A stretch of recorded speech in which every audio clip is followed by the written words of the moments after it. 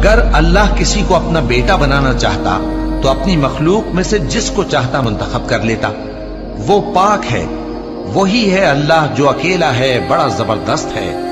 اسی نے آسمانوں اور زمین کو تدبیر کے ساتھ پیدا کیا ہے، اور وہی رات کو دن پر لپیٹتا اور دن کو رات پر لپیٹتا ہے، اور اسی نے سورج اور چاند کو کام میں لگا رکھا ہے، سب ایک وقت مقرر تک چلتے رہیں گے۔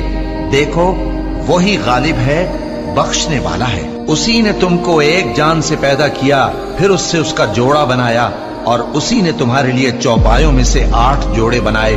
وہی تم کو تمہاری ماؤں کے پیٹ میں پہلے ایک طرح پھر دوسری طرح 3 اندھیروں میں بناتا ہے۔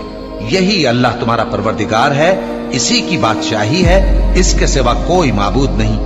پھر تم کہاں بہہ کے جاتے ہو؟ اگر ناشکری کرو گے تو اللہ تم سے بے نیاز ہے، اور وہ اپنے بندوں سے